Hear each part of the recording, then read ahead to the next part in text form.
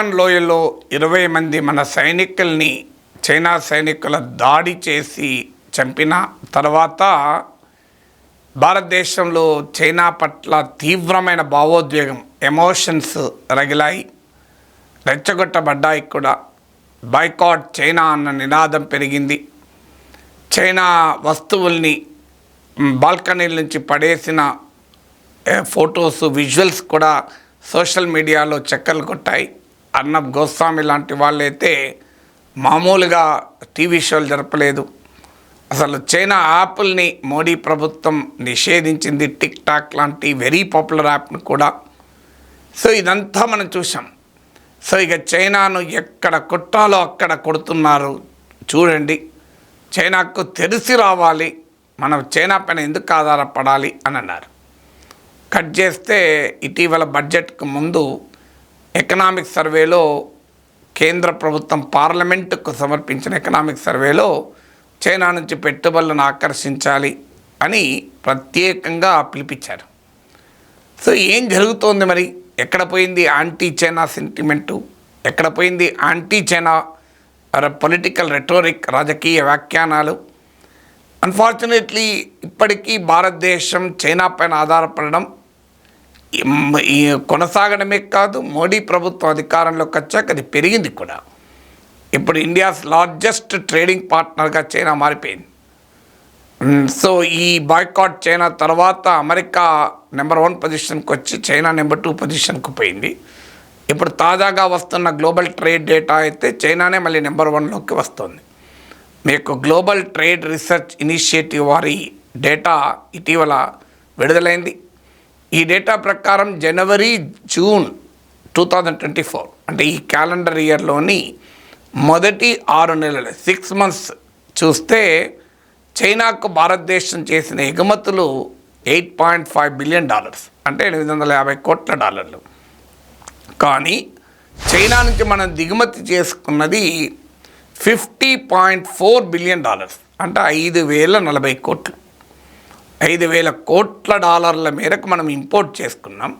కేవలం 850 కోట్లు మాత్రమే మనం ఎగుమతి చేసినాం, $850 crore. ఫలితంగా 41.9 బిలియన్, 4,190 కోట్లు, సుమారు 4,200 కోట్ల వాణిజ్య లోటు. అంటే ఇంత భయంకరమైన డిపెండెన్స్ అవసరమా చైనా పైన?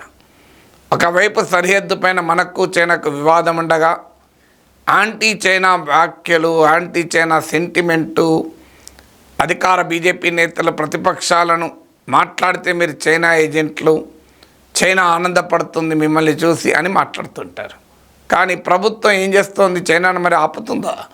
చైనా పైన రోజు రోజుకు డిపెండెన్స్ పెరుగుతోంది.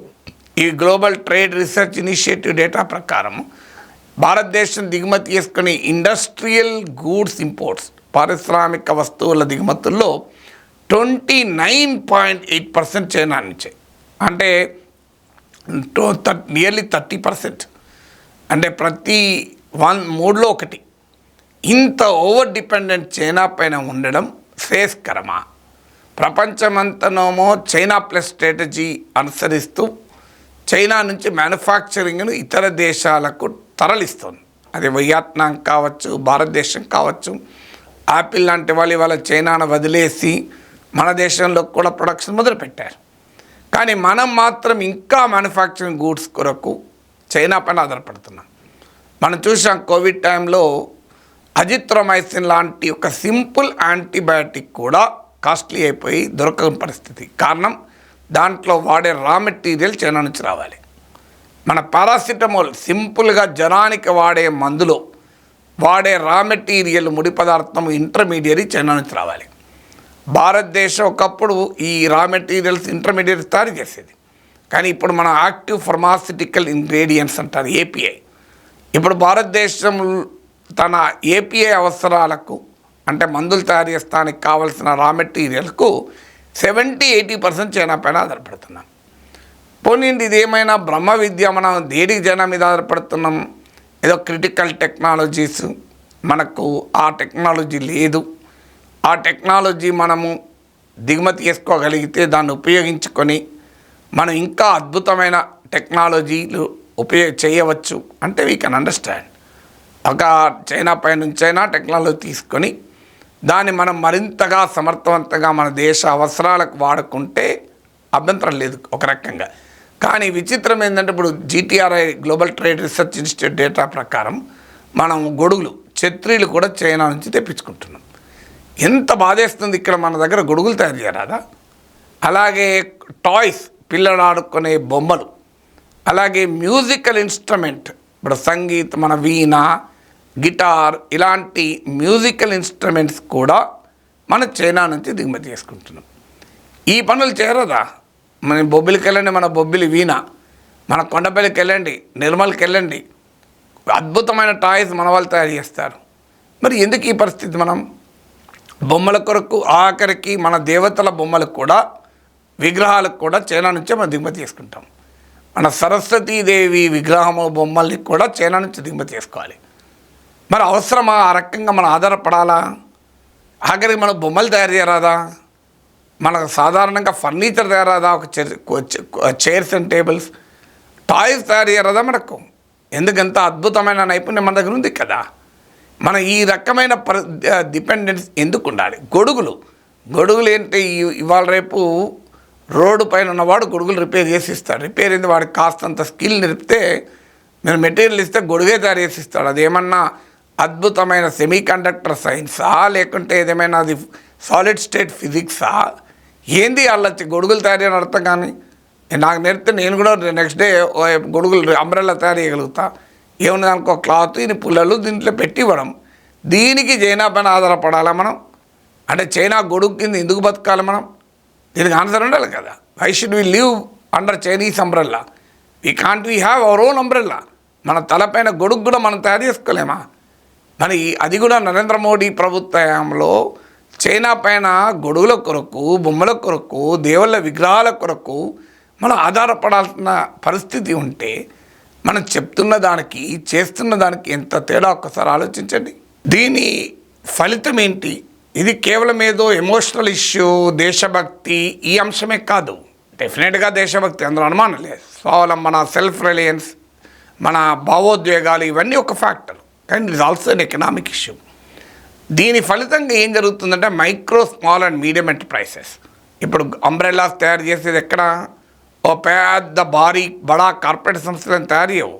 నాకు తెలిసినంతవరకు రిలయన్స్ అంబ్రెల్లాస్ రాలే. ఇంకా ఇవి తయారు చేసేది ఈ అంబ్రెల్లాస్ కావచ్చు, ఈ టాయ్స్ కావచ్చు. ఒకవేళ ఏదైనా బిగ్ కంపెనీ ఉన్నా వాళ్ళ ఆచరణలో బ్రాండింగే వాళ్ళది ఉంటుంది. అసలు తయారయ్యేది మైక్రో, స్మాల్, మీడియం ఎంటర్ప్రైజ్ MSMEలో తయారవుతుంది. ఏం జరుగుతుంది? ఇలా విచక్షణారహితంగా చైనా నుంచి దిగుమతులు చేసుకోవడం వల్ల, ఇండిస్క్రిమినేట్ చైనీస్ ఇంపోర్ట్స్ వల్ల ఈ micro, small and medium enterprises దెబ్బతింటున్నాయి.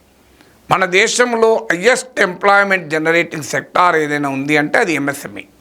ఎందుకంటే బిగ్ కార్పొరేట్ సెక్టార్లో ఎంప్లాయ్మెంట్ రిలేటివ్లీ తక్కువ ఉంటుంది. ఎందుకంటే క్యాపిటల్ ఇంటెన్సివ్గా ఉంటుంది. వారి బడా కార్పొరేట్ సంస్థల్లో పెట్టుబడి ఎక్కువగా ఉండి హైలీ మెకనైజ్డ్ ఉంటుంది, హైలీ స్కిల్ ఓరియంటెడ్ ఉంటుంది. కానీ మైక్రో, స్మాల్ అండ్ మీడియం ఎంటర్ప్రైజెస్లో మీకు సెమీ స్కిల్డ్, ఈవెన్ అన్స్కిల్డ్ కూడా పనిచేస్తుంటారు. నీకు ఒక పెద్ద సాఫ్ట్వేర్ కంపెనీలో పనిచేస్తానికి ఉండే స్కిల్ వేరు, ఒక అంబ్రెల్లా తయారు చేస్తానికి స్కిల్ వేరు. అందువల్ల మనలాంటి కంట్రీలో ఈ జాబ్లెస్నెస్, నిరుద్యోగాన్ని ఎదుర్కోవాలి అంటే, ఆదాయాల్ని సామాన్య ప్రజల చేతుల్లో పెట్టాలి అంటే మ్యానుఫ్యాక్చరింగ్ రంగం పెరగాలి. ముఖ్యంగా micro, small and medium enterprises పెరగాలి. అన్ఫార్చునేట్లీ వాటిని దెబ్బతీసే విధానాలు మనం అనుసరిస్తున్నాం. చైనా అంబ్రెల్లాస్ రావడం వల్ల మన గొడుగులు తయారు చేసేవారు దివాలా తీస్తున్నారు. చైనా టాయ్స్ రావడం వల్ల మన టాయ్స్ తయారు చేసేవాళ్ళు దెబ్బతింటున్నారు.